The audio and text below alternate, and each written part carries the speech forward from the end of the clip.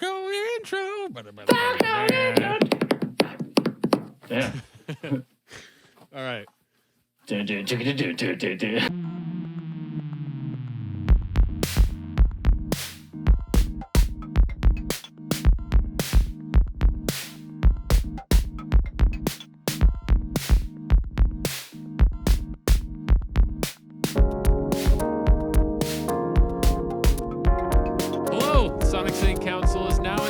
Thank you once again for tuning in, whether it's in your headphones, your car, your home, your mind. We appreciate you listening, fellow citizens.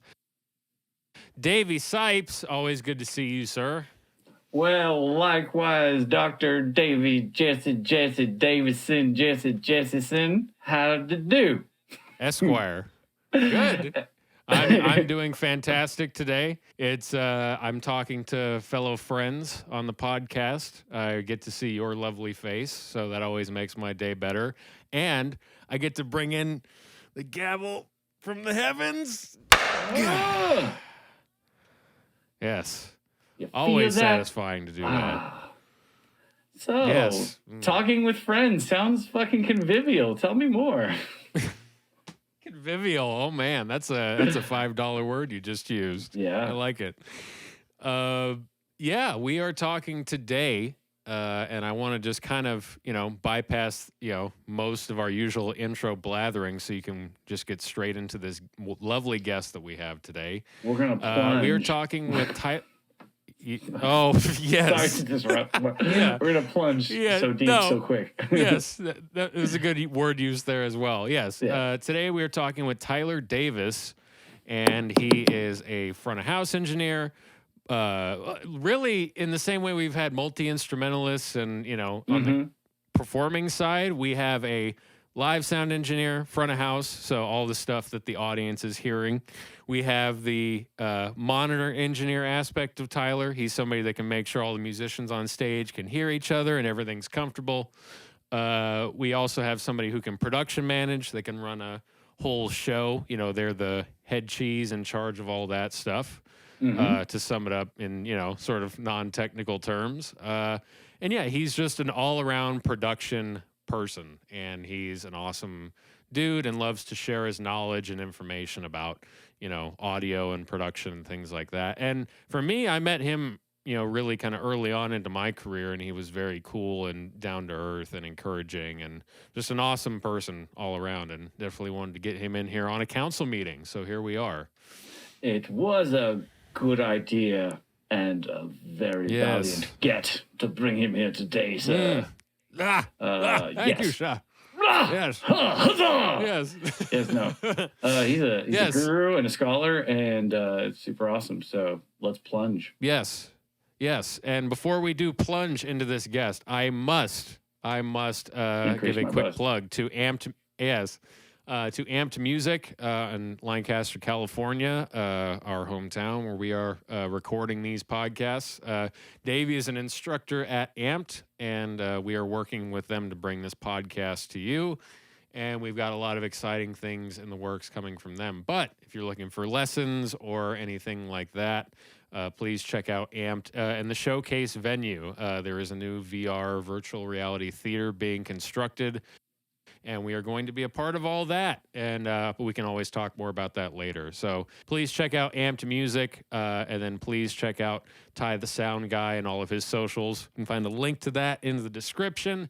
And as always, if you're liking what you hear on this podcast, please subscribe. Please tell your friends, leave a comment, slide in the DM. Make it rude. I like it saucy. Make it rude and saucy. Or make it pleasant, please. If you're a Jesse fan, whatever's clever. That's how we'll parse this out. Yeah. Whatever your flavor is, send us a message. And we want to hear from all of you lovely people out there listening. So without further ado, let's get into it.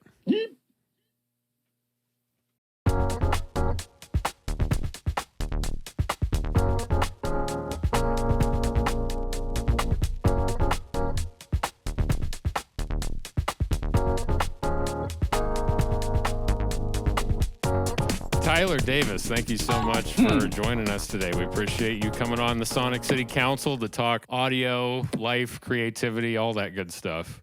Yeah, man, it's nice to be here. It's good that you guys have this podcast going, and good that you have this conversation going between all the people involved in the different aspects of the industry, man. It's really cool. Well, thank you, sir. Yeah, well, especially like with you, I think you're a great example of where kind of the technical and the creative meet, in that, you know, you're a musician, but you're also a sound engineer, production manager, and people don't realize it, but that's kind of everybody that gets into the technical side. They start off as musicians, either as teenagers, as kids, something they still do. They play in bands, and then they also work for bands or work in the industry. And so it's, you know, it's not just this binary ones and zeros thing. You've got a deep visceral connection to creativity, you know?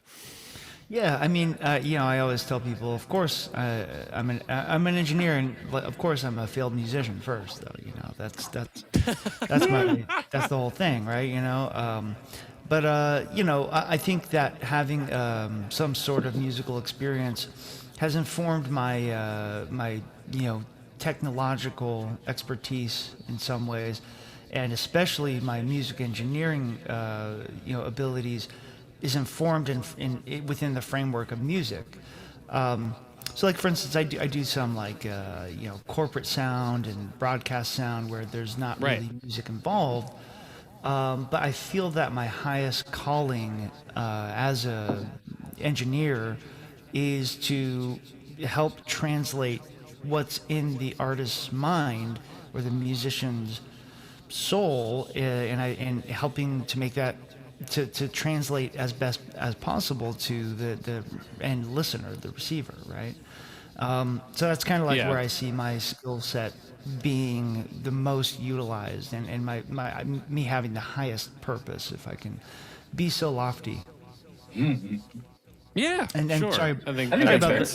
Sorry about the background noise. I think there's some laundry going on in some apartment somewhere, and then maybe they're trying to cover up the sound of them cooking meth or something. Who knows? But yeah, sorry. I thought you were going to say knocking boots, but wow, cooking meth. Normally, that's my kind of reference. All right, we got my kind of guest on here, Jesse. Here we go. Strap in, citizens. Y'all are from the yeah. Well, I mean, what? You know how it is, player. What? It's like I just think it's funny because a 2-liter bottle of soda. I'll get you something in about half an hour. Oh man. Anywho, exactly. Enough drug references. No, background noise is fine. Random cats and pets are fine. Did you hear it, Jesse? No, it's all good. It's sorry. I have a. It must be for some reason. I pay special attention to audio. I have no idea why, but You're one of those people who's all into every sound you hear, kind of can't turn it off, kind of. Something like that. Yeah. But yeah, but like I was saying, I basically. The musicality that I have definitely informs the way that I help the musicians translate their music to the audience, and it's so lovely to be a part of that. Even though I'm not on stage playing, like an instrument, I feel that my involvement in the whole process is my instrument, and whether that's from pre-production to handling of the artist to at the very end, like doing sound and the sound coming out of the speakers and being received by the audience, but then also packing everything up, getting on the tour bus, going to the next city. That I feel like is my instrument.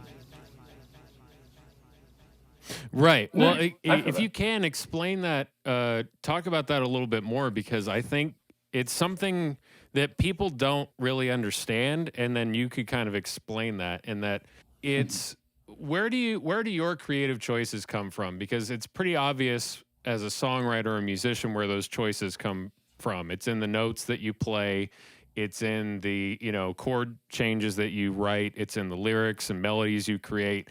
But as a technical person, it's still very much a creative job. So if you're mixing a band or you're managing a whole creative production, where are those creative choices for you? Yeah, I mean, that's a great analogy. When you're writing a song and when you've written the song and you're performing with performing the piece of music, I look at it.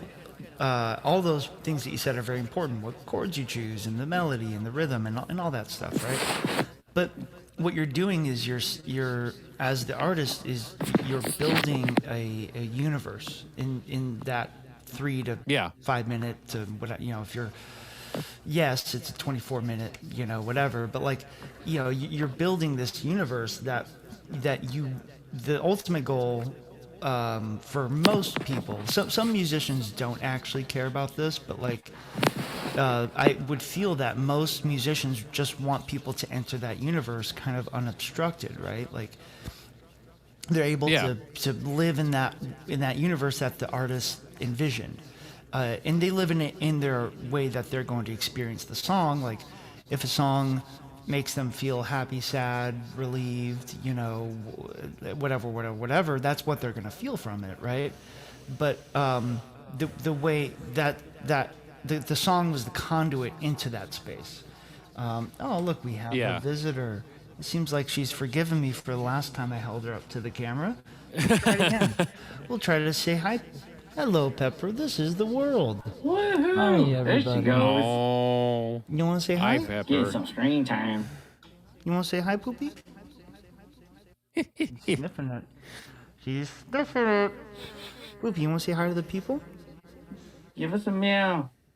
Do you want to do a meow for the people or no? Are you shy? You want to lick for them? Okay. Here you That's go. really nice of you, Poopy Butts. Good job. Give us a little turn. We get enough footage to send in and get her SAG card or something. Exactly. She's gonna Make it ring. The pet that pays for her own chow.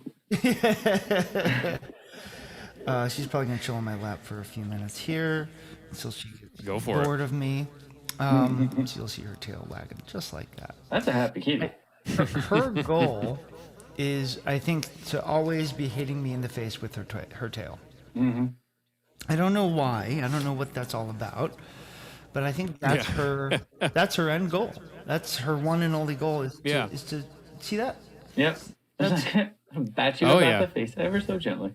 Yeah, that's just her purpose in life, just like my purpose in life. Nicely segueing into full circle moment. That's right. Professional. So yeah, my highest calling, or the way that I see myself being implemented into this world in the most effective way for my skill set, is to help the artist bring that universe to the people, and for the people to then enter into that universe in the way that they're intended to. And so, Sure. and I know that sounds lofty, and that sounds very esoteric, and it sounds very like let's smoke some ganja and trip out and blah blah blah. Yes, but, let's. But at the same time, it boils down to very practical steps that are repeatable, and they're oh, bye. She's done with us. She's done the council. She's starting her own council in her litter box. Sounds good. That's where we get started. Ironic. But that it's a very but that's like kind of the philosophy of my thinking behind it, is this kind of this world building that I'm a part of. Because I know that for myself, music is a transformative experience, and music has certainly led me into places that I never would have been led into, Right. and in really wonderful ways. So I basically, as someone who has a modicum, is that the right word? A small amount, modicum? A modicum of musical talent, but who has a huge appreciation for music and the transformativeness that it can have. I want other people to experience that. That's where this all boils down to, is I know the power that music can have, and I other people to experience it. So that's as lofty and as grandiose and as as egotistical as all that before sounded. That's really all it boils down to. Is I just want to I want to lead people are horses, and I want to lead them to the water of music. Okay, I think Beautiful. that's kind of that's a beautiful way to put it. Can I interject? My usual experience with sound people is that they're like, get off the stage because I got to go meet my so-and-so and you're bothering me. This is a waste of my time and I don't want to do this. So hearing that is honestly super refreshing. I'm stoked about that. Absolutely, man. No, yeah, everyone's a horse. So, Everyone is a horse. That's why people put me on edge. I'm a little nervous around horses. A lot of self-discovery this app. All right. Yeah. A horse walks into a bar and the bartender says, "Why the long face?" And then the cantina theme. Yeah. Horse walks onto a stage and he wants more 2K in his wedge. There you go. Yeah. Slam, Jesse. Yeah. Hell yeah. Well, no, it's. I think that was that was beautifully put. Singer, I really. Oh yeah. You got that LBS happening. I think that was. Yeah, that was beautifully put, though. The way I look at it as a sound person, you are the gatekeeper between.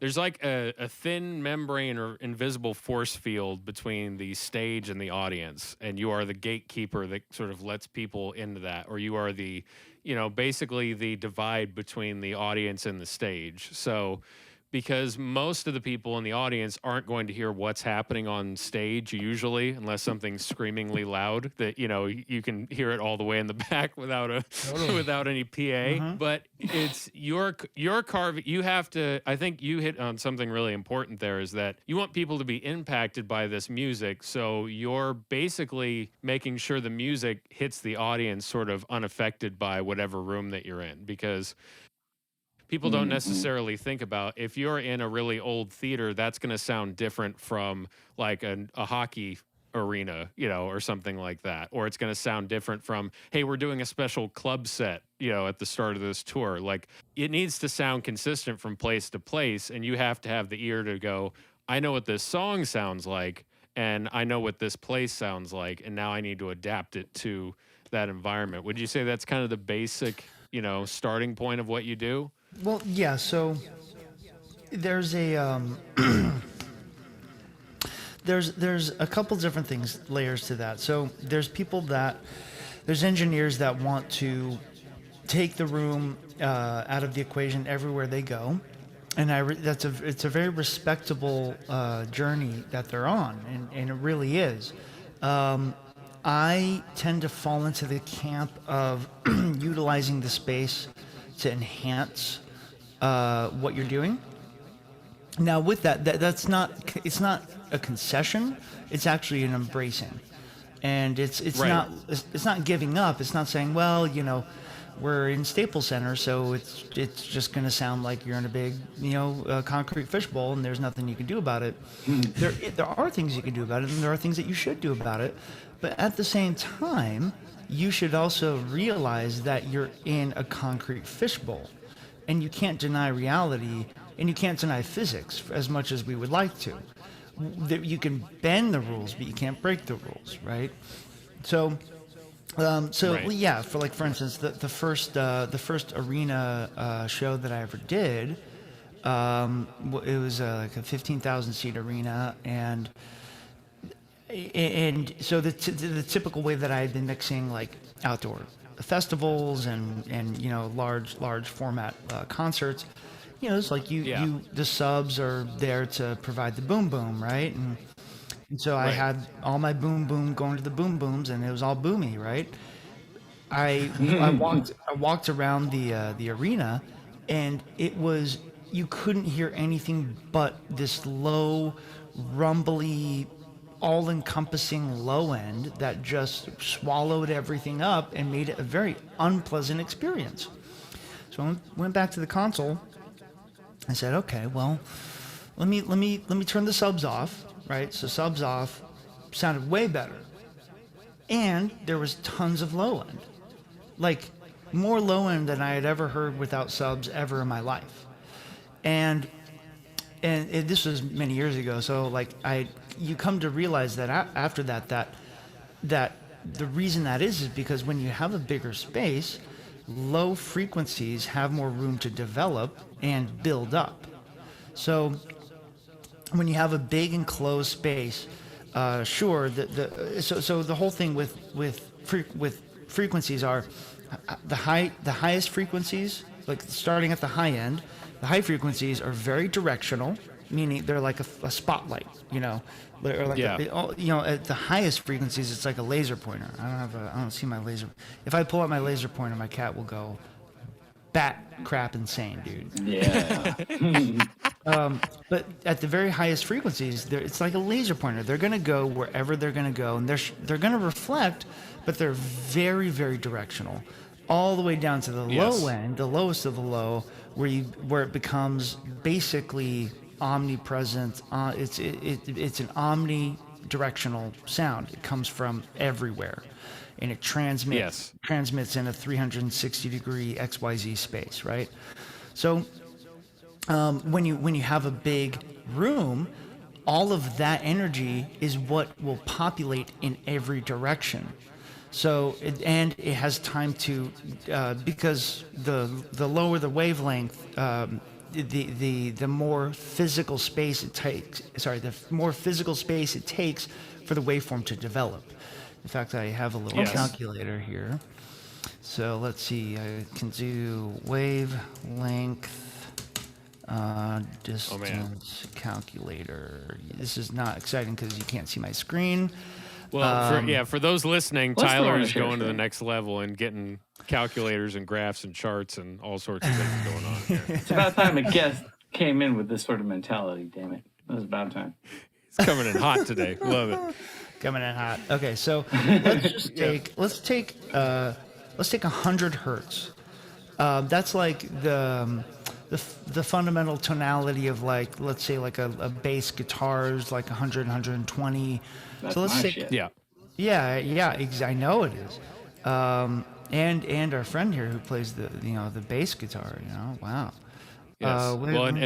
Yeah. Go ahead. Mr. Sipes is a fellow guitar bass player as well. Is that right? He understands the low I end. dabble. Yes. I dabble. You dabble. I dabble. He's being excellent. Being modest. Okay, cool. So, and then we take that and do the coefficient of that, and I wish I could see your screen. I'm loving all of this math talk. You know what? Yeah, sorry. You're right. I love the math talk. I will. Okay, so 100 hertz takes exactly 3.4 meters for the waveform to fully develop. That's like 10 feet. Yeah, so now that's like surprisingly long. Like that's a good amount of space. Let's take a look at 60 hertz, where, like, the low part of a kick drum, or the like an 808 boomy would be 60 and probably 40 hertz, right? So we run that. Right. And that takes 5.7 meters. Whoa! Yeah, man. And then Almost let's do 17 40, foot. and that's gonna be 8.6 meters. So on and on, right? So the low, but let's say 1 kilohertz, okay? Let's do 1,000 kilohertz. That is going to be transfer this over there. So 0.3 meters, okay? 1 kilohertz, which is mid-range, right? That's not even high end. That takes a 0.3 meters to develop. And this is where the physics of sound becomes interesting, with directionality and how sound interacts with each other. So you have these low frequencies that take meters to develop the full sound wave. Yeah. That's why if you're standing right next to a sub, it'll be subby and crazy loud. But if you stand let's say you stand exactly 5.3 meters away, you're gonna get 60 hertz, making you want to drop your own 60 hertz. Yeah. Yep. That's a great way to that's- put it. Feeling the boom. Yeah, so because that's Yeah. right where the wavelength will develop, will have enough time to develop and actually hit the amplitude of where you want it to hit at its highest amplitude point. So Right. when you're in a big concrete fishbowl, all these low frequencies have all this space to develop and build up and become Yes. overwhelmingly loud. So Yes. at my first arena show, I ran my subs at, I don't know, like 20% of where I usually would run them, and Right. and it sounded good. That's what it needed to do to sound good. So, but ever since then, I've refined that thinking and studied the physics behind it. And so when I walk into an arena now, I'm not trying to take the arena away. Now I'm at the point where, okay, how do I use this to my advantage?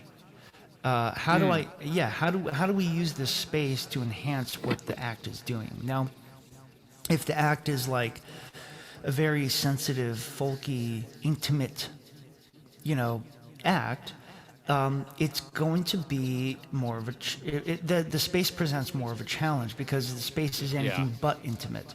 Intimacy is all about space.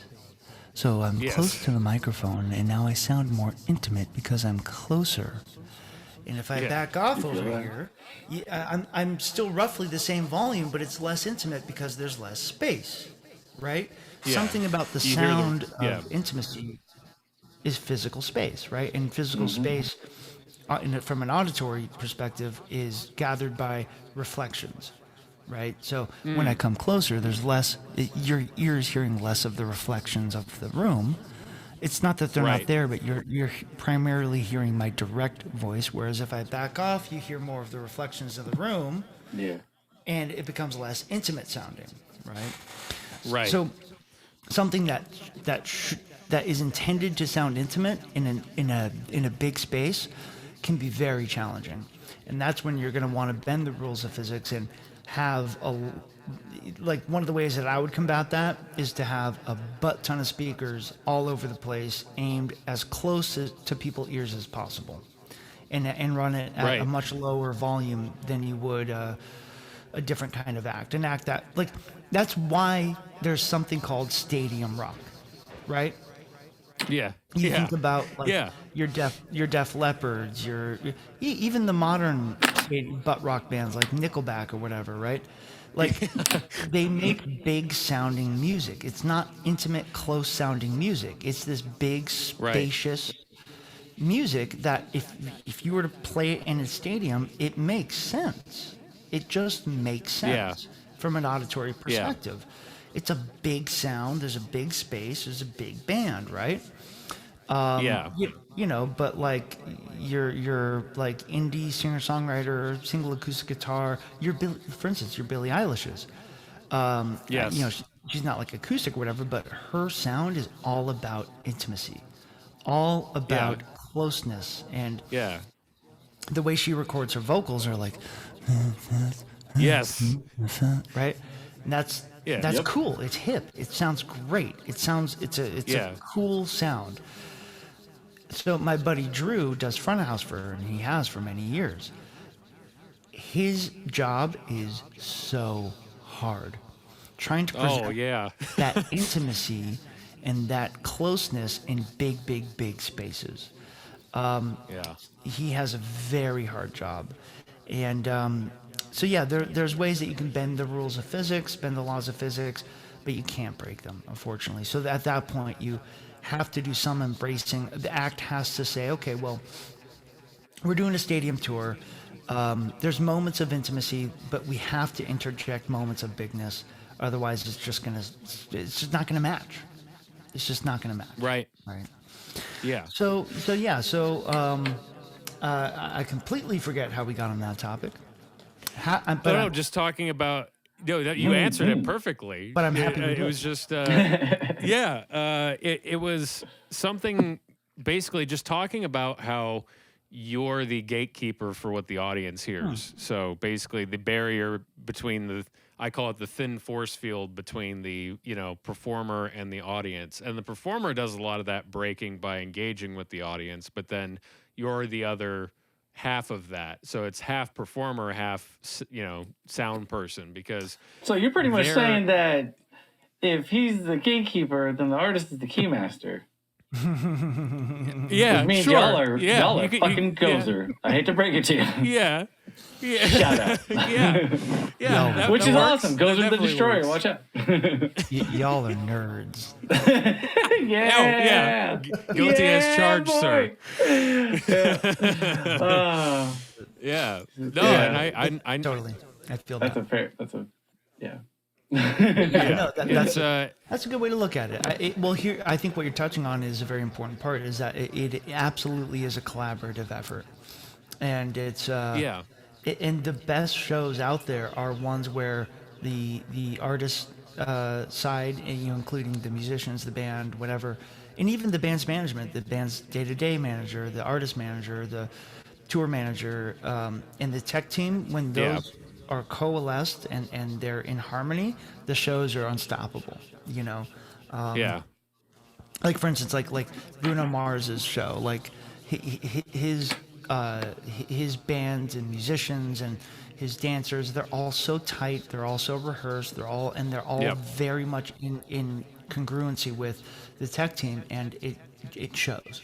It just is a world-class show. It pops, it's huge, it's big, has moments of intimacy, has moments of bigness. It's just perfectly done.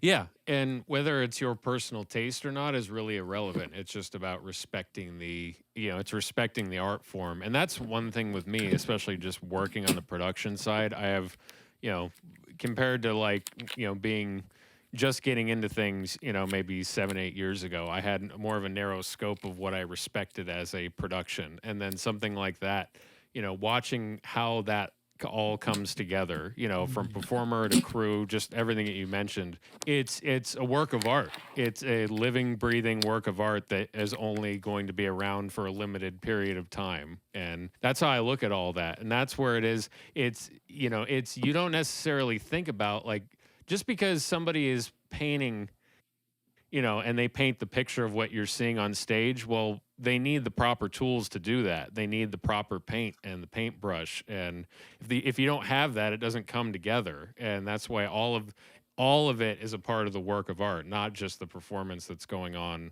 stage, An old roadie once told me, a well done show is like a toilet bowl Picasso. It's this beautiful piece done in a toilet bowl, and then we all flush it, and then it gets flushed away. That's great. That's great. Anytime I get a chance to soak in any old roadie wisdom, that's I will earthy roadie wisdom right now. Yeah, I take it any chance I get. Absolutely. No, they're salt of the earth people. Yes. They're also Spells of the earth. Yeah. Salt. Yeah, they're salty of the earth. Yeah. Salty of the earth. But yeah, no, absolutely. So, being a part of for instance, the show that I just loaded out last night. Oh yeah, let's talk about that. And remind me, when does this drop again? Next week or something? This will be out. Yeah, it'd be out a year from now. No, it'll be months. I think 6 months prep. I think not this Monday, but the Monday after that. Okay, cool. Yeah. Cool. So So that absolutely. So like the show that I just wrapped in a couple weeks ago, but Rock and Relief charity for a show for CORE. That's all caps CORE. They're the people who have been the boots on the ground with COVID testing and vaccination dissemination. And awesome. They are a completely nonprofit thing that have been doing. They're an entity that have been doing free COVID tests in California and all around the world. But all the free testing sites you've seen in California, Dodger Stadium, all that stuff, that's all been this wonderful charity CORE. And so we did a benefit concert for them, a 2-day festival style benefit concert, and so Linda Perry was the had the idea for it. She's worked with Core before, and she came to them with this idea. I think in total maybe 18 days before the event, and literally from conception. And the pieces really started rolling and getting put together like 12 days out, and 12 days out we had our first production call about it, and every day of that 12 days was just, how can we make this happen? How can we realistically make this happen? We were getting partnerships and sponsors and obviously bands and acts, and it was just an absolutely mind-blowing amount of work that had to happen in that short amount of time, but the team pulled it off. and it went as smoothly as anyone could expect it to go. for what it was. I thought it was. I actually haven't even watched the replay. I haven't seen any comments online. I literally just woke up from the aftermath of it. So I got home. Wow. Sent out an email that I needed to send out, and passed out sending a text. Slept for 12 hours straight, and here we are. So, but it was such a great experience, and it was very much this, like 100%, 110% effort, make it happen. And I was literally, as the final roof structure was coming down and getting packed up, and the last truck was leaving, I was just sitting there like, holy cow, it's over. Wow.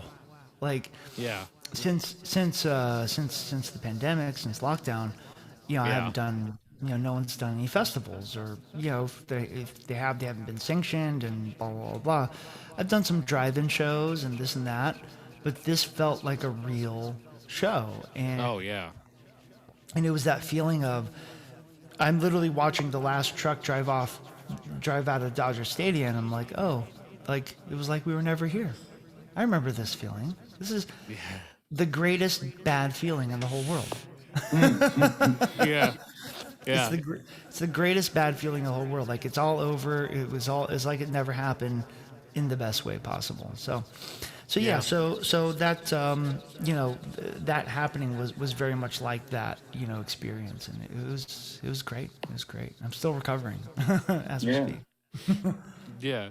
No, when we were, I had sent you a text about coming on this podcast, and you were talking about, doing this festival, and like, yeah, but I'd be free Sunday afternoon. And I'm thinking, like, don't you have, like, aren't you going to need time to sleep after that? And, and you, thankfully, you came in here and were so gracious enough to, talk with us for, about audio stuff and, just whatever else. And when someone else could very much be like, no, this is my relaxing day off after, grinding out for the last 2 weeks getting ready for this thing. So I wish I could. Well, I would have loved to. I would have loved to flake on you. No,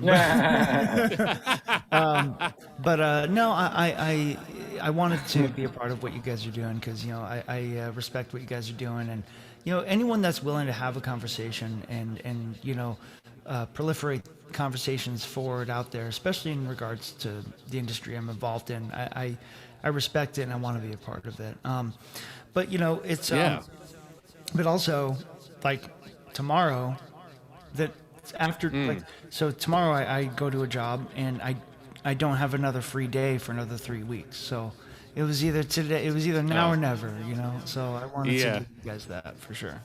Hell yeah. Well, good for you, man. I'm glad that you're staying. Yeah, I'm glad you're working and staying busy. I want to pass it over to Davey because unlike myself, he is just Davey? on the. Come on out, Davey. Davey, come on, Davey. Yeah. Davey, the nice man, wants to talk to you. Yeah, eventually we'll have the Eric Andre style set. We'll have a curtain, and then people will emerge from it, and we'll do the full thing. I love it. Well, we have that set. Someday. But Poopy, you want to come talk to Davey? Poopy. Oh yeah. Come here, kidder. Kidder. Let's see. She may not want any part of this. So Davey, what's going on, bud? Nice to see you.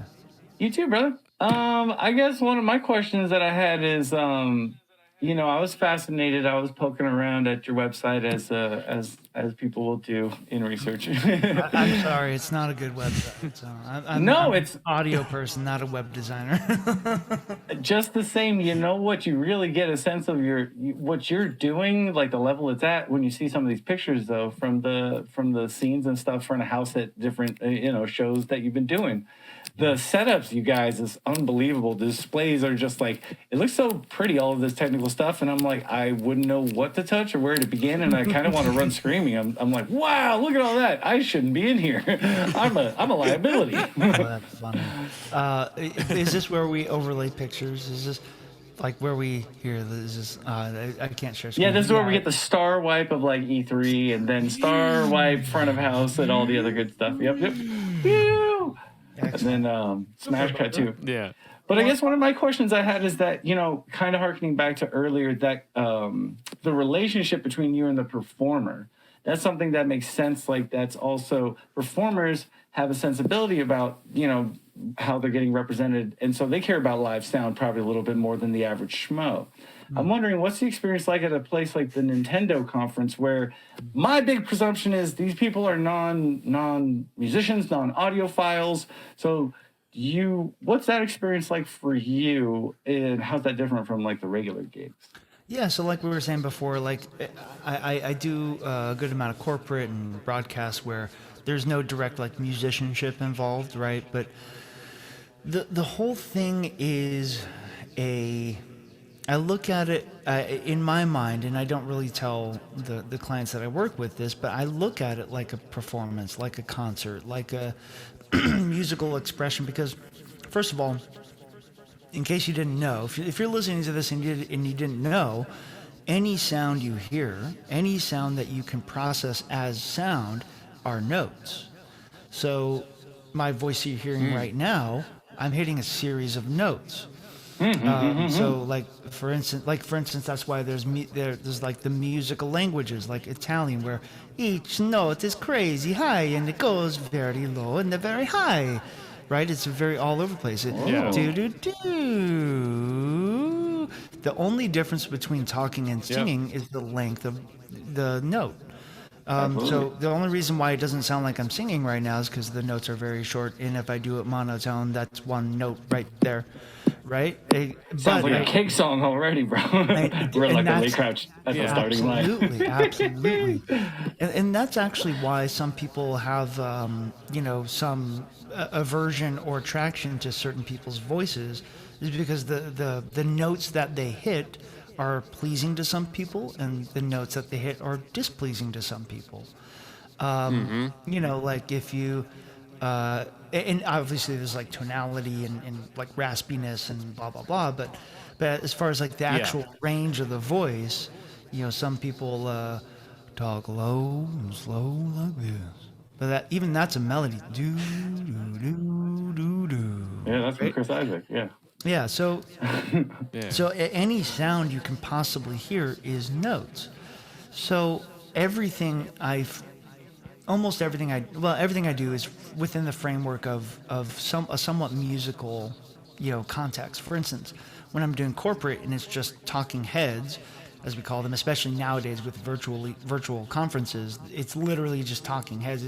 It's someone's head in their front of their laptop. So anyways, next quarter's report is, I can't even. Yeah. So. Yeah, absolutely.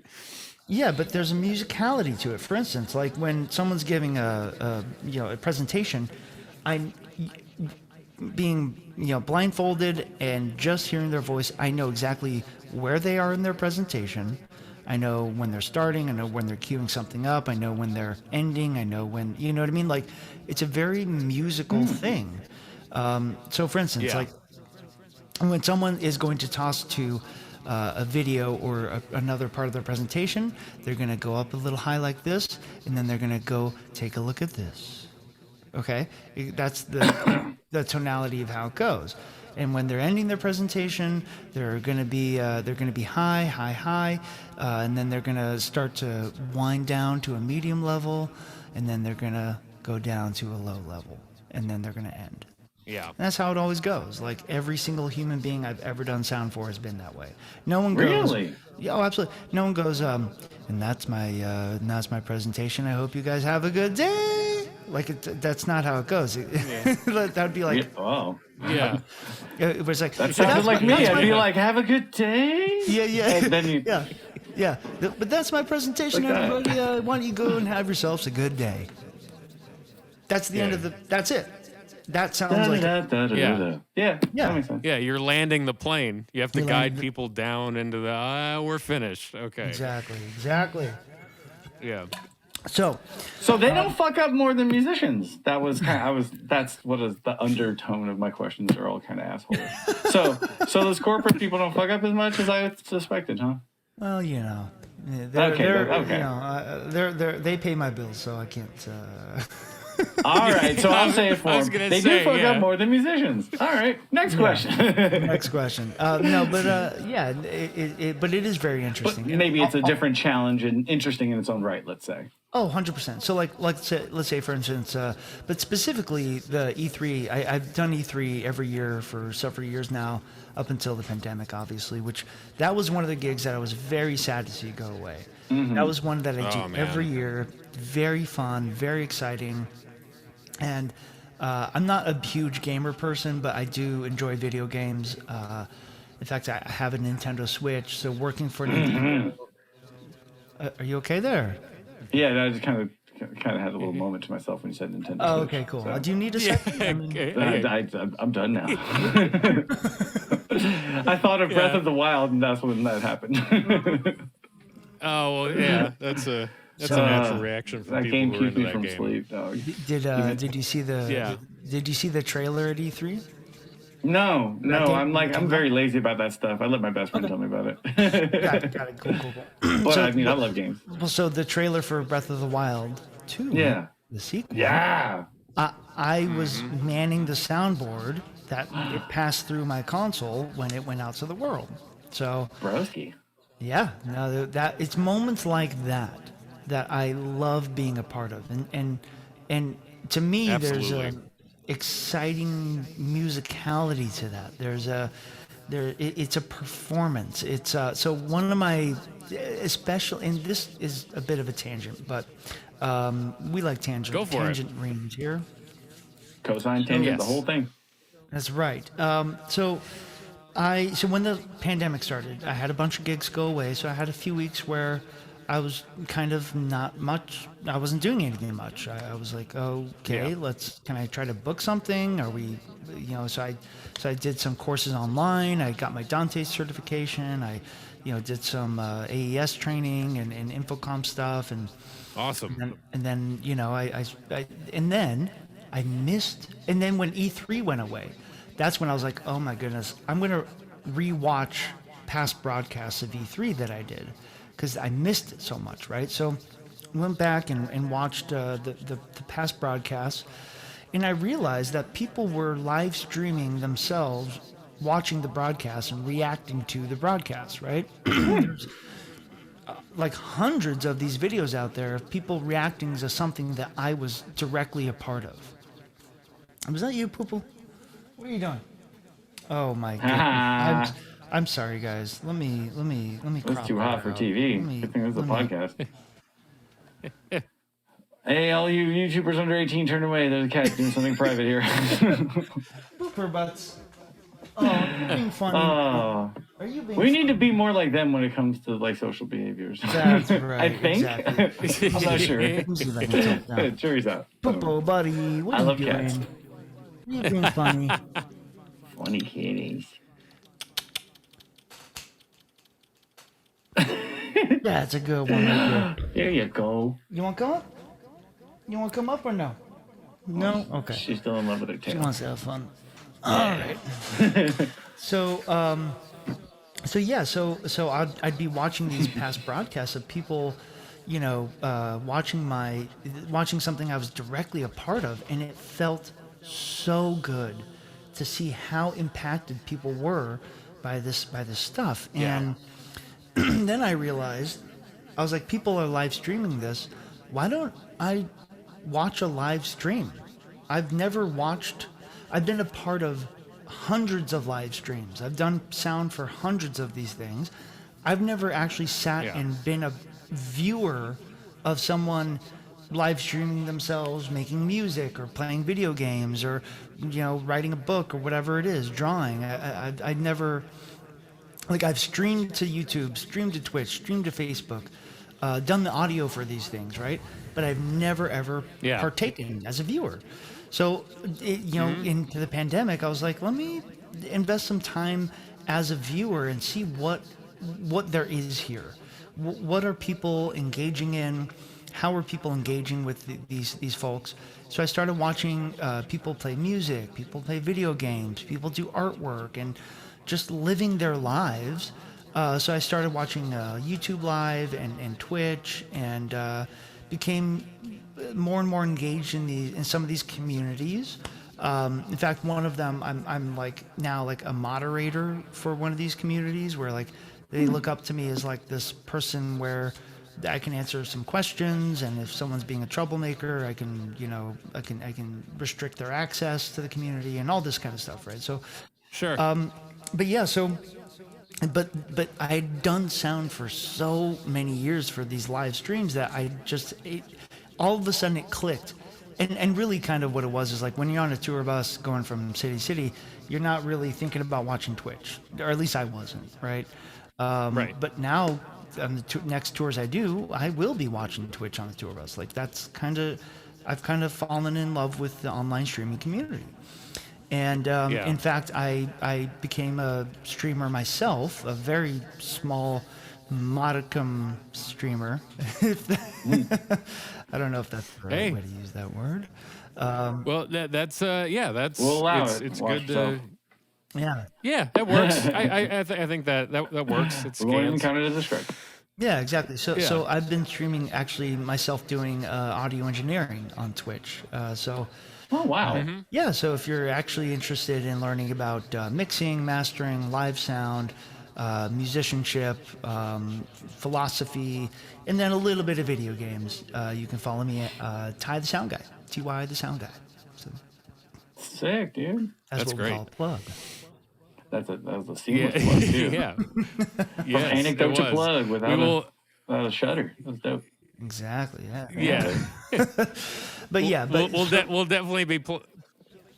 Yeah, Well, I was gonna say we'll definitely be plugging that more as well. cool. I wanted to actually get into this too, talking about your social media, because I don't know of a ton of. There's a lot of YouTube series and channels and videos about sound and that sort of thing. I'm not seeing a whole lot of that on any other social platform. So you've kind of fully embraced Twitch, TikTok, all of these things. And I think it's cool because this is going to open a door for more people to, whether they want to do sound for a living or not, or become a sound engineer, they can at least take some of this stuff and maybe adapt it to what they're doing for their own setups and things like that. And I think it's a really cool thing to do. Yeah, I think that in general, people being more aware of. Sorry, 1 second, sweetie. Can you? Thank you. We're not live. We can edit that out. So that's a great question. Now, I think that people being more aware of the content and things that they're engaged in, and what I mean by that is how their favorite things are made. Things like movies, things like books, TV, music, music recordings, and then live shows and things like that. I think people are interested in how that is created, even if they're not directly involved in it, or don't really want to be involved in it. But just yesterday, at the benefit concert I was doing, we were given volunteers to sanitize the stage in between each act. So we had like 5 sanitization volunteers, and so the first one that I had met was this lovely lady, Tracy, Tracey, and she was she had children, and she was this was totally outside of her purview. Like, this is, being on, literally, I walked her on stage and she was like, I've never been on a stage before. And I, like, in my mind, I was like, oh my, like, that's crazy to me. Like, that is absolutely insane. And also what a fun experience for her, right? So I made her in charge of swapping out all the microphones that everyone was using, sanitizing them, and putting them back. And I taught her how to unplug it and plug in an XLR and, like, things that I could do even if I was, run over by a semi truck. Like, it's like, Yeah. and she became endlessly interested in how this show was created and put on, and the processes by which we were keeping the show rolling and going smoothly. And that reminded me, like, oh yeah, people are curious. Above anything, I think most people are curious. And I think that's that's one of the traits of human beings that's led us to where we are. I think it's one of the reasons why we've come as far as we've come, is curiosity. And I am here to, and I can speak for myself. I am endlessly curious about anything. Yes. Give me a subject and I will happily dive in, and and just want to know about it. And like, so for instance, all my 5 volunteers, when I introduce myself to them, I like to know their name, how they spell it, and where the name comes from. And if they have an etymology of the name, great. If it's just like, oh, I'm named after, my Uncle Tony or whatever, then that's cool too, But like, it helps me remember their name, but also I'm curious. I'm curious as to what more about this person than just the very basic minimum information, right? And so I have to believe that since I'm that way, that there are other people that are that way as well. So curiosity, is something that I foster within myself and the people that I associate with. And, and so that's all I want for anything that I put out into the world. I just would want to foster a sense of curiosity, a sense of wonder, a sense of excitement. I want to answer people's questions, but I also want to ask questions. And so that's kind of what it was. So and by the way, we had Tracy, Tony, Caroline, Nell, and Mimi as our sanitization crew, and they were so awesome. They just killed it. They were on point. I showed them how to, between every set, they would wipe every rail, every amp, restore all the amps to their right settings. They would wipe down all the drum rims. Dude, these people. Yeah. In between, from when one act stops on that stage to when the next act started, was at minimum 15 minutes, at most 20 minutes. So they had 15 to 20 minutes we had to get the band off, sanitize everything, get the next band on, line check, and go. It was intense. Who's the poopy back? Revenge of the poopy. 1 second. You okay? Yeah, poopy. Did you want to come up here and hang out with the internet? Come hang out with the internet. Can you get come get internet famous? Poochie. Yeah. She just wants to be on the internet, that's all. Oh, do you want me to treat her?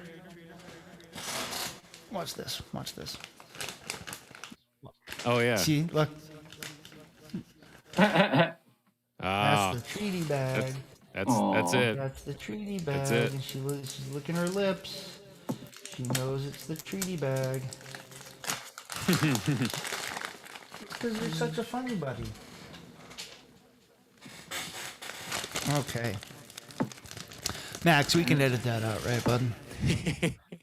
He prefers to leave everything in. He's very particular. Yeah, but I was gonna say He's a verite kind of guy. Yeah, but we'll talk him into it. Don't worry. Yeah, well, yeah. I mean, whatever. I honestly, I don't care. I straight up don't care. You guys can put whatever you want in, and that's kind of my whole vibe. Is like, with all my social media, with my live streams, like whatever happens. Real life is real life. I'm not trying to filter myself and make the experience different than what it is. Like, if I'm going live, I want you guys to feel like you're there with me going live. Like, right. That's bringing it all back. That's what I loved about getting involved with the live stream communities. Is it felt in a time when there was a pandemic, when there was social distancing, and my entire industry was completely dead. All my engineer friends were out of work. It felt very bleak. It felt very it felt very lonely in a sense, right? So having these live streamers to watch, it felt like hanging out with friends, watching someone play video games on a couch. Like, remember the old school video game style where you sit on a couch, watch your friend play, and you guys would just talk mad crap about whatever and just have fun and drink your high C, and life was good, right? Yeah, right. It kind of reminded me of that vibe, or like a musician, you're sitting, your friends just playing some music, and and I was actually playing along with people, and they wouldn't know I was playing along, but I'd just be playing along with some live streaming musician, and it very much fulfilled that a spot in my heart for that. So I really fell in love with this live streaming community and wanted to give back. So that's kind of why I'm streaming and hopefully imbuing, as I hit the stand here, imbuing a sense of we're just hanging out, having a good time, and having fun, and that's really what it's about. Yeah, that's awesome. Love that, dude. Same.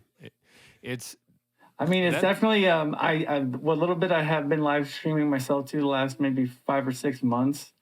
Interestingly enough, it's like where I pursue non-musical stuff because I was like, it's a palate cleanser. So it's like I started live streaming comedy people that they put on shows and stuff, and I'm like, watching that has definitely given me that same sort of vibe of like the people who are making quips in the chat and stuff have the same sensibility that I have. And it's like, oh shit, I knew there were other like people as weird as me listening, but I was like, we actually meet once a month and like fuck around and just like, one-liners the whole time. And sometimes they're like, oh, that was funny. And they're like, yeah, they like my shit.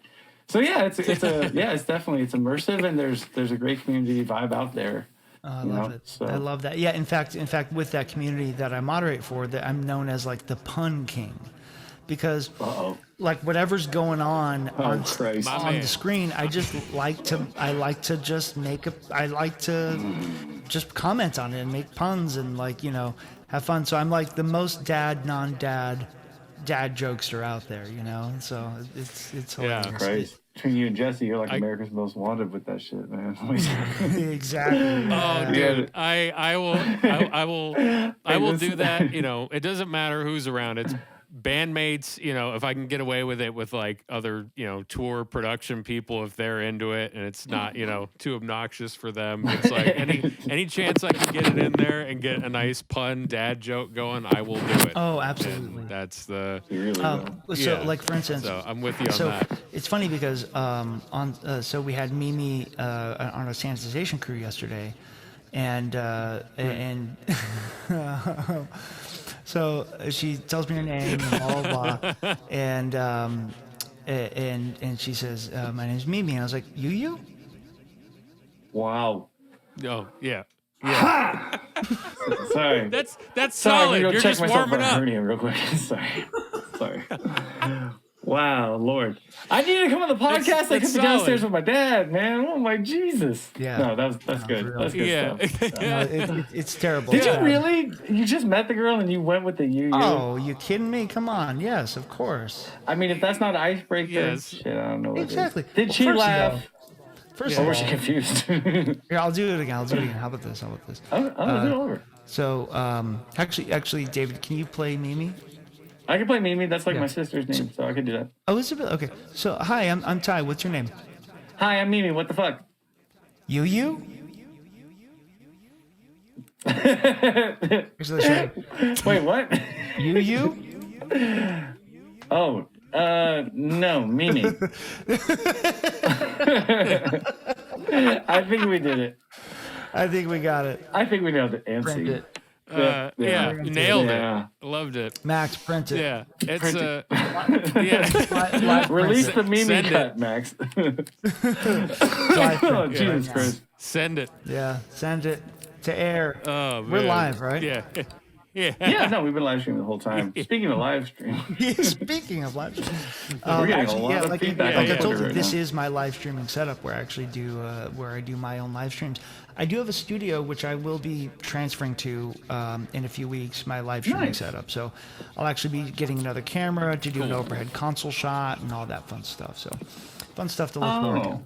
Awesome. So are you doing like where are you like your screen is the main part and your picture is in the small part, or like what's your current setup? Yeah, exactly. Yeah. Yeah. I wonder. I can't. If we were on OBS, I'd be able to show you. But yeah, basically, Oh, like word. my camera that as it is right now would be would be transferred to your lower corner, and then like I do a lot of work in Logic, which I'm Word. recording into right now. So 2 weeks ago, I mix and mastered a jazz album on live stream. So like, you know, we took a few streams to do a mix, do a master, and you know, so people were seeing exactly how I was leveling everything out and the plugins I was using, and people were able to ask like, why is that? In fact, I had people that weren't musically inclined or engineerically inclined at all, and they were like, wow, I never realized that this much went into like, and we're talking about like 5 microphones total jazz, like 3 on the drums, guitar and bass, like that's it. So, you know, very simple, you know, sounding, you know, complex music, but simply presented. But that's important because every move I made a huge difference because there was so little sources. If you have a pop track with 80 tracks layered, you could, you know, boost 100 hertz by 10 dB on one of the tracks, and it's not going to make that big of a difference. I mean, it probably will, but that's an extreme example, right? But when you only have 5 microphones to work with, any little move you make is going to be hugely noticeable. Totally. And so we had people in the chat that had no experience with this stuff, and they were really like, whoa, how this is all layered together is very interesting and crazy. So, you know, that's kind of what my channel's going to be, and then the odd video game here and there. I don't know if you can see my buddy back there. Mm-hmm. Yeah. That's a Fallout guy, kid. right? Yeah, it is a Fallout guy. Yes. Oh, yes. And That's my jam. Yeah, so yeah, I'm into Fallout. Love Fallout. Have several hours into that. I have all the power armor I can possibly use. So we do some Fallout. We do some Apex Legends, and probably gonna do some Switch games eventually. Breath of the Wild, you know. But I'm not a pro gamer, not a gamer person. But so it's music engineering, a little bit of games. A little bit of sprinkling of games. Yeah.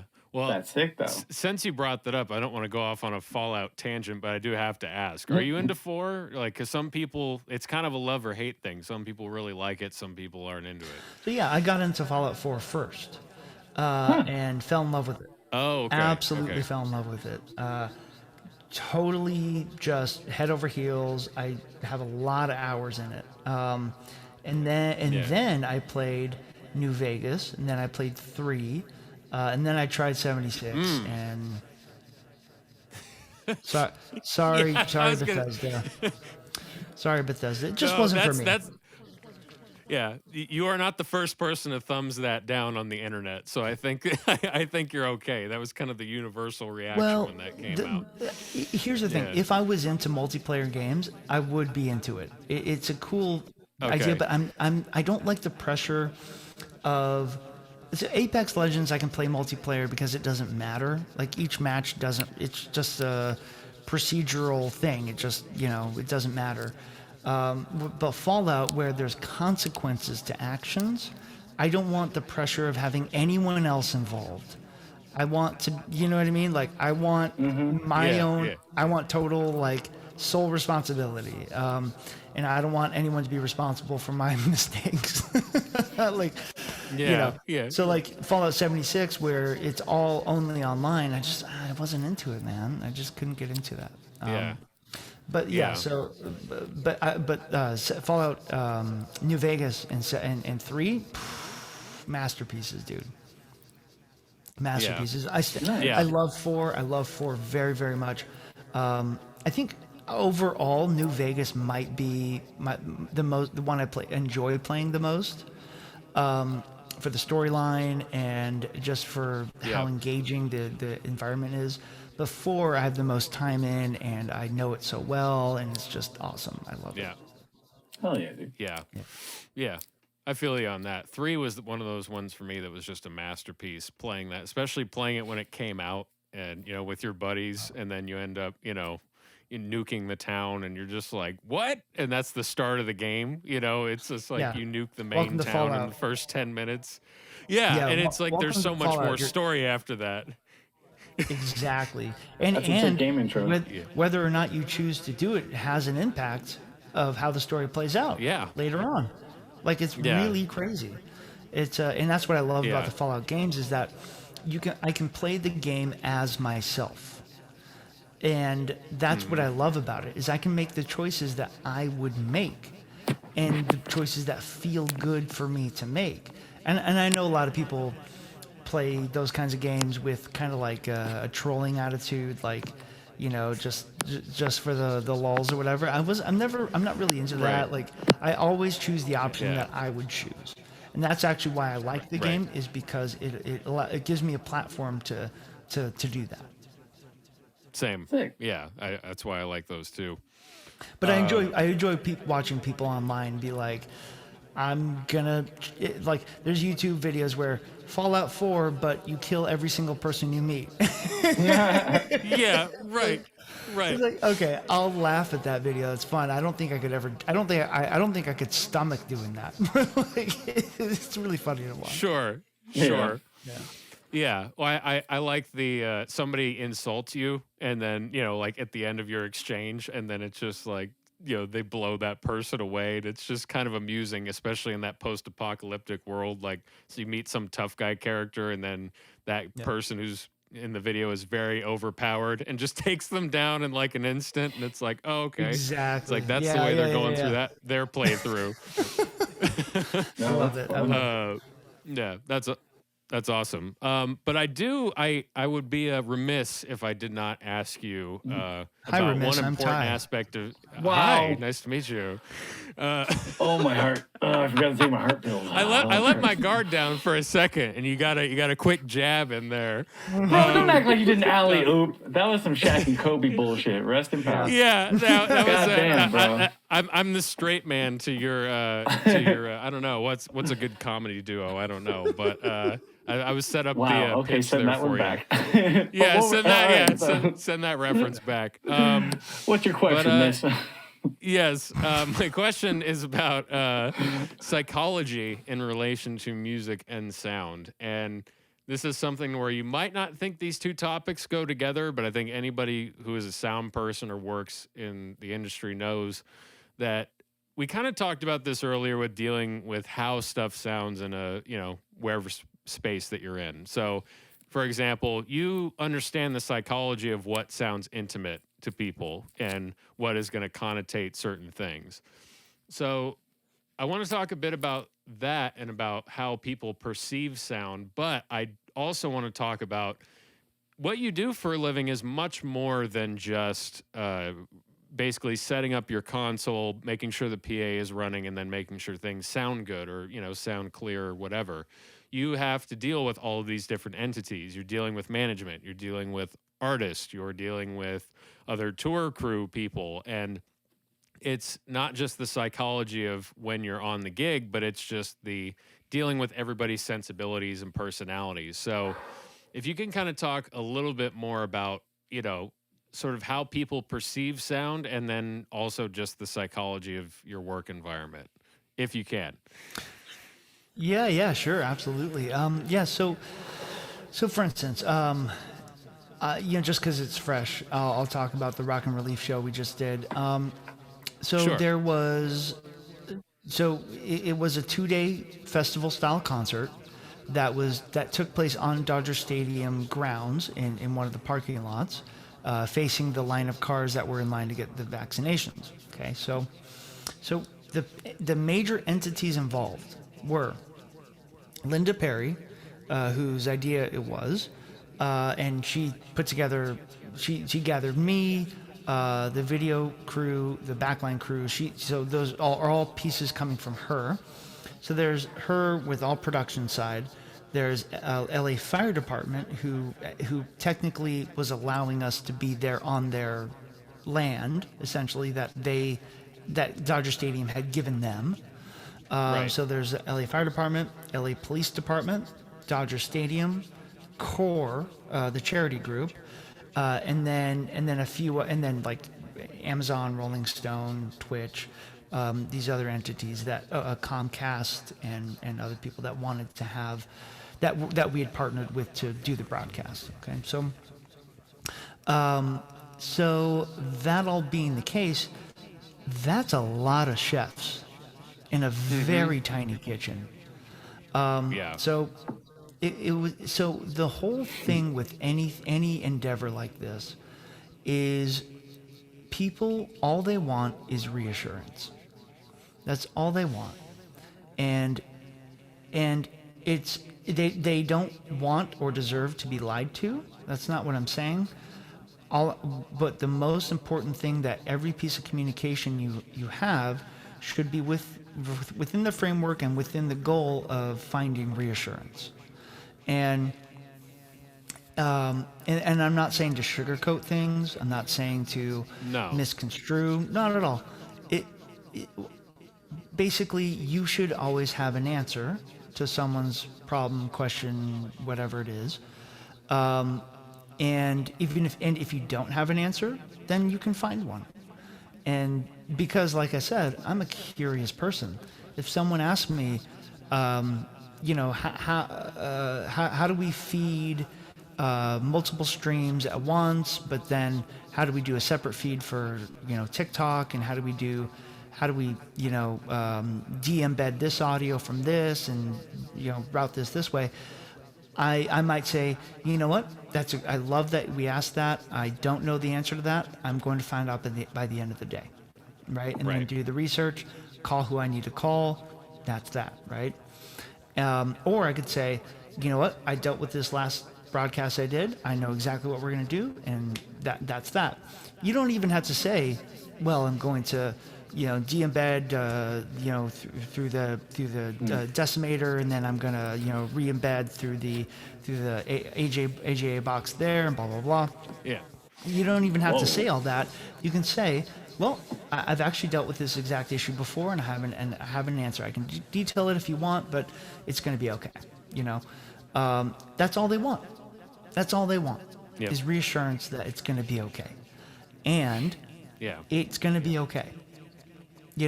I can tell you right now that whatever you're doing, if you are capable enough, and by capable I mean your belief in yourself, it will be okay.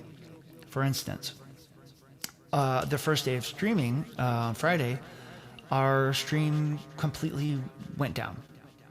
So we were operating on a I don't know, I'm not even sure if I'm allowed to say it, but I'll say it, on a prototype 5G hotspot from Verizon that they had given to the government, which they had lent to us.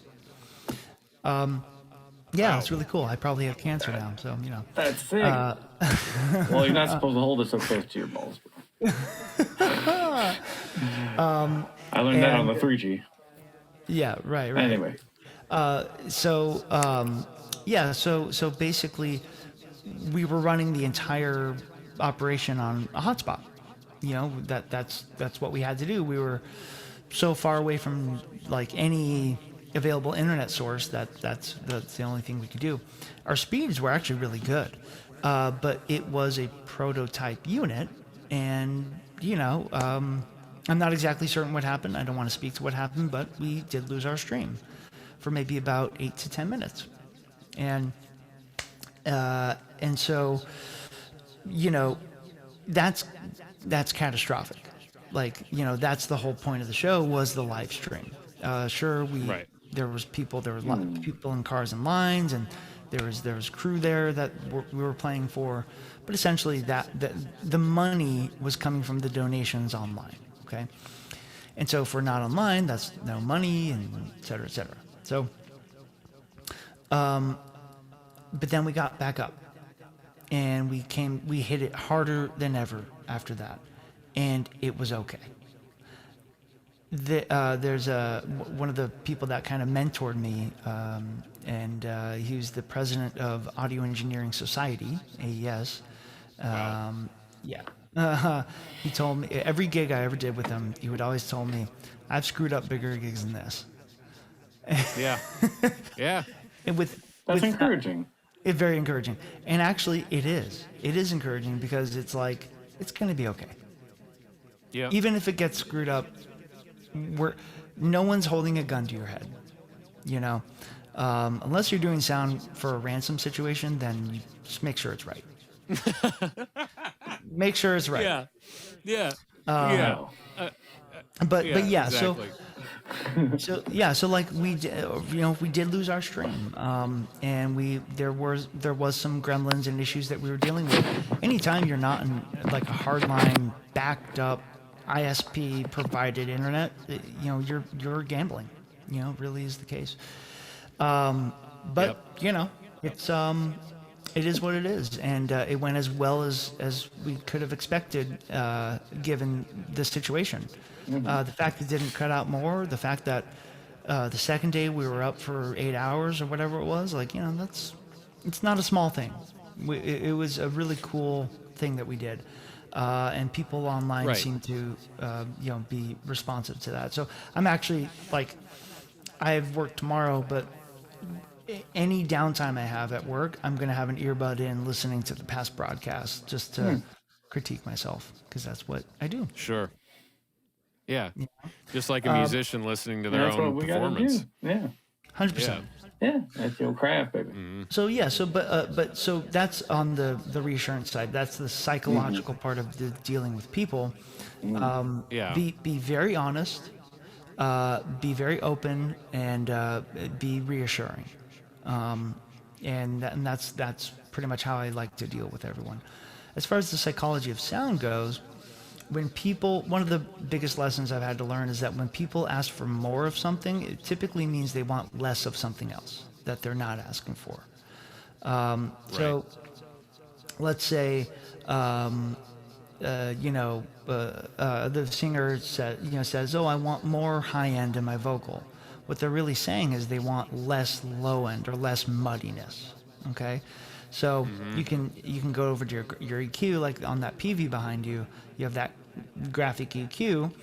If the vocal is running through that, I'd just head over there, slide down some like 250, some 300, and demuddy it, and they will be happy. I didn't change the volume. I didn't change the high end. All I did was took away something. So psychologically, you have to know what people are asking for. Right. If management is like comes up to you at front of house and is like, more lead vocals, but the lead vocals out in front are totally fine. I think what they're trying to say is less band, right? They want to experience the lead vocal more.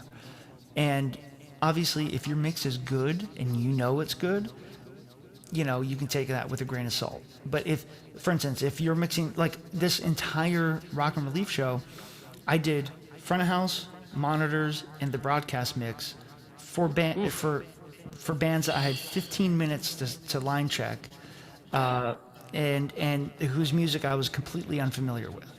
So if one of their managers had come up to me and said, "Oh, maybe a little more guitar, a little less bass, blah blah blah," I probably would have said, "Okay, that informs because I don't know this music, right? That would inform Right. what I'm doing." But if it's a band that you've worked with and you know it sounds good, and the manager's like, "More lead," you can just take that with a grain of salt. You can move a ghost fader up, and it doesn't do anything, and say, "Okay, there you go." And then they'll be like, "God, that's better." Yeah, you're right. You're totally right.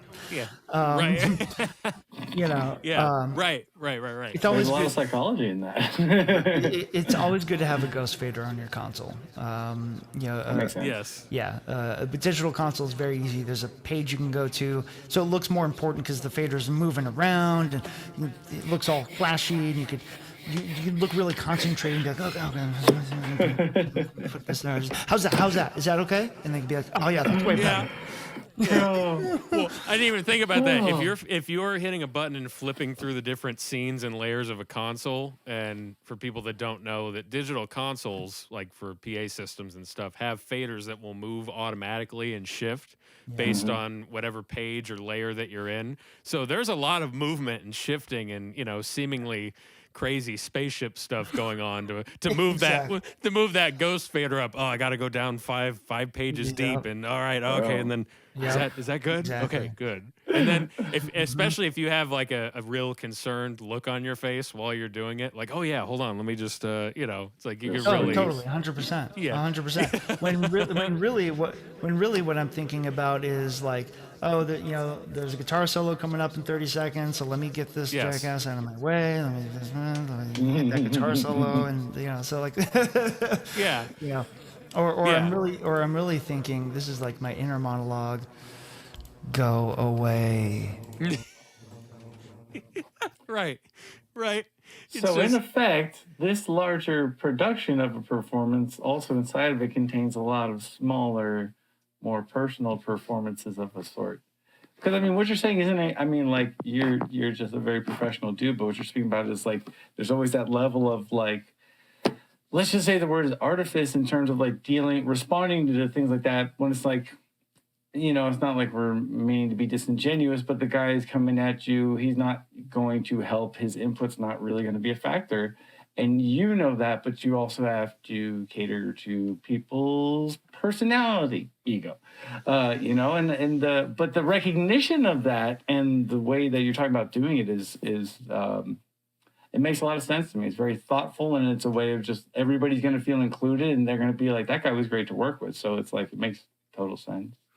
Yeah, exactly. I never want I never want someone to feel bad, because the being on the road and being a part of production can already make you feel very run down, feel very tired, feel very, in some ways, especially if like, let's say the artist is, maybe they weren't happy with something in their green room and they yelled at their manager. Now their manager's yelling at me to turn the lead vocal up and blah, blah, blah, right? Like, Yeah. there's a whole thing that I don't know what's going on, but I want everyone to feel validated. I want everyone to feel encouraged. I'm never going to say, like, if someone asks me for that, like, unless it's like an engineer that's saying, I think the lead vocal could be louder, but then we can have a conversation. Then I can say, well, actually, there's a guitar solo coming up, so I don't want to bury the guitar solo with the lead vocal because I want that to pop.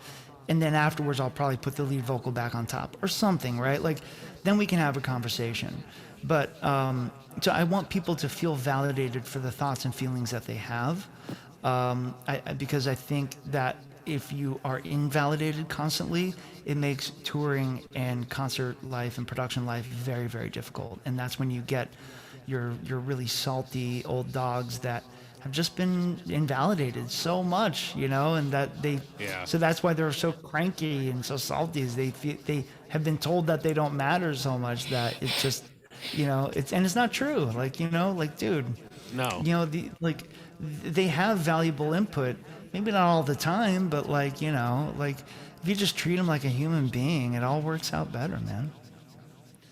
Yeah. Well, and that's speaking to your credit, you remembering all of those names of the people that were just sanitizing the, equipment and microphones, and you taking that steps really just it sounds so simple, but because so many people don't do that, and even if they're not being inconsiderate, there's just that extra step doesn't get taken. And so when it does, you go, oh, wow, it makes people feel important in an environment where you can easily feel unimportant. There you go. On a regular basis. Actually that's a really great way to put it. It makes I want everyone to feel important because everyone is important.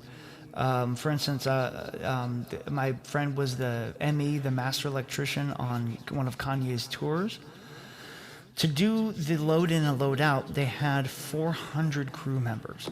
Whoa. Okay? Yeah. So talk about not feeling important. But if one of those crew members was to get really hurt or or not tighten the right screw, the whole show could fall down, right? The whole show could come to a catastrophic, literally fall down. So every single person in that production is important, and you got to make them feel that way, and you got to realize your own importance. And not saying like you should be egotistical. You have to remember like, okay, I'm also part of this. I got to take care of myself as well, because that's my thing. Is the first show day of this Rock and Relief thing, I didn't eat a single thing all day. Didn't have any water. Didn't put any sunscreen on. I was just go for 12 hours straight. And at the end of the day, I felt like death, right? So yesterday, I made sure. In fact, one of my crew that I hired, this gal Darcy McIntosh, I'm gonna be working for her one day. I always tell her she's a part of SoundGirls.org, and if you're familiar with them, they're the lovely people who have, organized a way for girls and people that associate as like kind of like differently than your standard two gender thing, a way into the industry, and they offer so many avenues and so much information and so many ways to enter the industry. So soundgirls.org, they're doing that's awesome work out there. So she's a part of that, and so she became my like every 15 minutes she'd come over,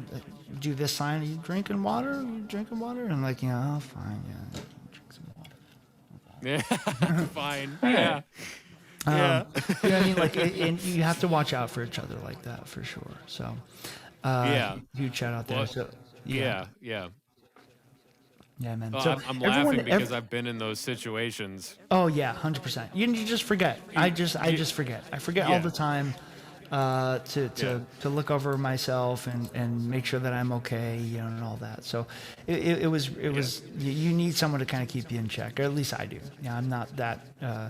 I guess I'm not that self-aware. Like I don't listen to my body. Like it's shouting at me the whole time. Like, you're dehydrated. You're gonna die, dude. And like I'm just gonna power through. So it's good to have someone, keep an eye on you for you. Yeah, absolutely. Yeah. Well, cool, man. I think that. I mean, this has been. I'm blessed. I'm gonna check a text real quick. I'm so sorry.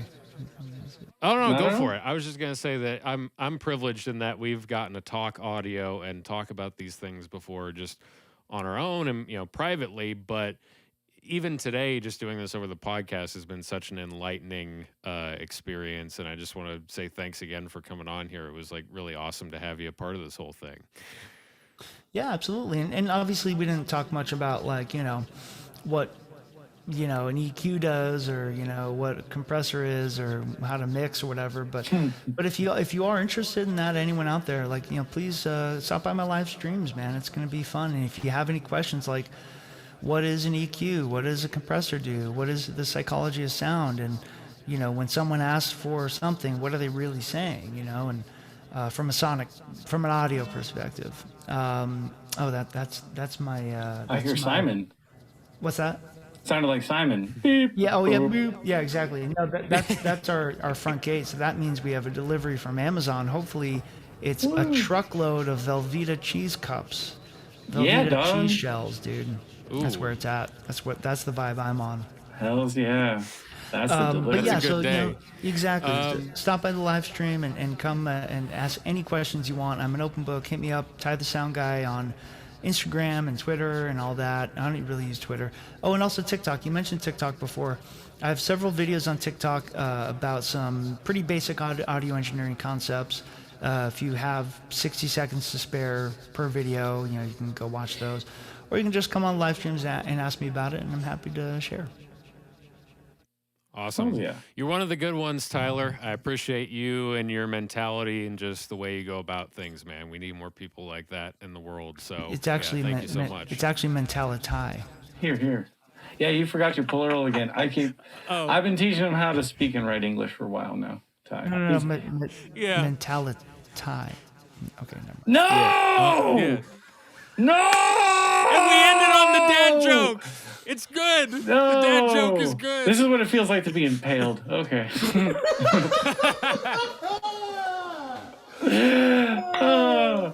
Okay. I'm all right with this. Impaled with goodness. Impaled with love. Yes. Thank you, it's Tyler. awesome. Thank you so much, Jesse. David, nice to see you. And Max, thank you for helping out with the tech stuff. I appreciate you're the you man. guys. And look forward to more Cool. Sonic City Council. Yeah, Thank you, absolutely, dude. man. No worries, brother. See you guys. See ya. Peace, man. Thank you. We'll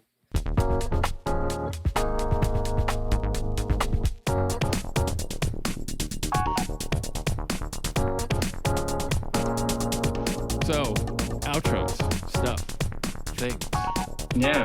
fading out from Max Taylor's music. Yeah. Goddamn, that was a great conversation. Felt like we traveled through time for a while. It felt like I Yeah. was on a voyage across the galaxy, kind of like Hitchhiker's Guide, and I had a very pleasant guide who was very reassuring the entire journey. Yes, that was a wonderfully literary reference to tie all of this together. Thank you for that, sir. To tie all this together, you say? Pun. More See, puns. that's the problem. Now I've caught the plague. Yeah, you've caught the help me, puns. citizens. Yeah. Oh, meatbags. It's time to euthanize the only me. way to get the pun. The only way to get the puns out of you is just to apply leeches to yourself, or take those glass cups and then heat them up, and then you just suck the puns right That's out of you. it. Suck the puns, Yeah. cupping and leeches. Yeah, It's a health regimen that I stand by. I stand by it anyway. as well. So what did you get out of that? What did you get out of that podcast? There's my segue. I know that Tyler said that we didn't really get into audio, but it's the parts of like audio and performing and music that I, as the listener knows, I really enjoy, because it's, the technical stuff, yes, will change from person to person because everybody kind of uses tools a little bit differently. There's some standalone sort of principles to, audio or sound or any of this creative stuff that we're talking about. There's, taking the tools and using them in an unconventional way. But then there's the personal experience that everybody has. And that is another set of information that I really like to dive into per guest. So I feel like we got a good amount of that with Tyler today, talking about, his perspective and his, view on a lot of things. And that's what I like to go for in interviews. And I feel like we got it. And, as he said, he wants to come back. So maybe we can do more of a deep dive into audio nerddom for anybody out there that's interested. Yeah, I think that's we obviously would love to have him back because his vibe is top notch, and I think he's a compelling listen even with all the reverb. But I think Yes, I think that maybe we didn't cover a lot of the technical stuff, but I think that that's for the best. I think we got to reveal as to like somebody who's obviously an expert in that kind of stuff. Yeah, we could pick their brain on tech details. But basically, any given Sunday, we could do that. What he decided was he was going to give us a deeper sense of what it is to be a person trying to maintain that position and work a job with that kind of level of collaboration, investment, technicality, all that stuff. And so it was a blast talking to him, getting that perspective. And he's such a people person. So it was lovely. absolutely. Yeah, And that cat was standoffish. So yeah, Pepper was sweet, but Pepper had was a some. bit of a bitch. Pepper had some slight shade in there. I liked it. I mean, I did the thing. All the other cats, the fucking feral cats in the neighborhood come to me when but this one didn't even look at me. I was like, Pepper, you bitch. Anyway. You look like somebody that could really summon the cats in your neighborhood, like the feral cats. I basically have an with overcoat that full hat of and that cats. beard. Yeah, I was gonna say it's like The Simpsons with the. Yeah, it's like The Simpsons with the lady that's throwing cats out of her, nightgown or whatever. Yeah, it's like just got an overcoat filled with cats. That's like my utility belt dog, for real. Yeah, I'm a conjurer of animals for sure. Having been part feral myself. But yeah, so we had a time. So give me that segue. Take me out of this shit. Yes. Well, okay. Well, hard segue. Let's just go right into it. Driving like Eric Clapton. Yeah. Yes. Again, as always. Now, thank you so much for listening, fellow citizens. It's weird. We really do appreciate. But we like that you do.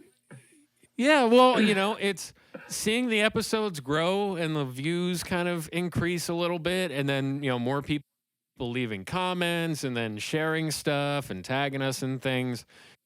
It's really nice, and it makes me feel good. I don't do it for that, but it's just cool to know that people are getting some sort of information or entertainment out of it, and that warms the cockles of my hat. So thank you very much, fellow citizens. You hear that, meatbags? You're making them feel good.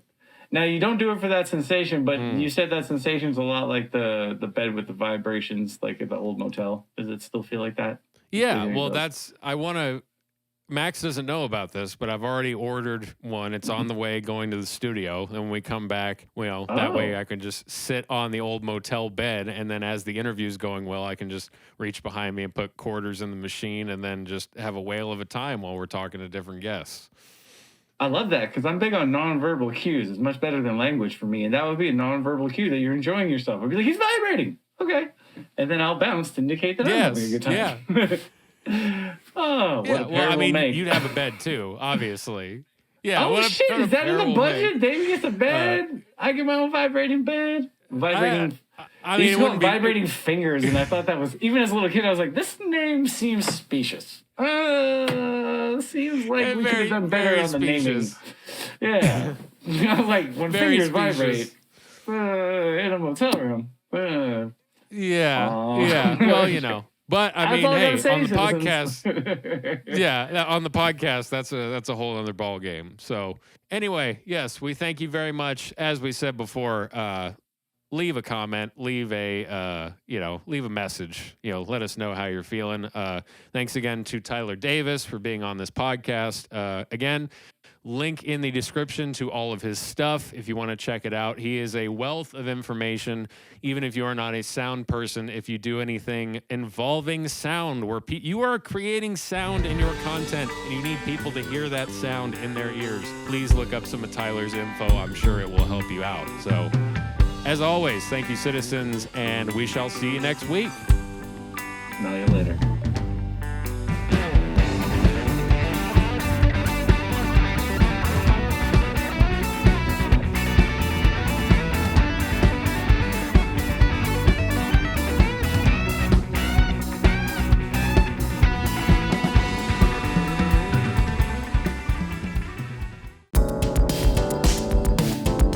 Sonic City Council was created by Jesse Davidson and Davey Sipes and engineered by Max Taylor at Desert Sound Studio in Palmdale, California.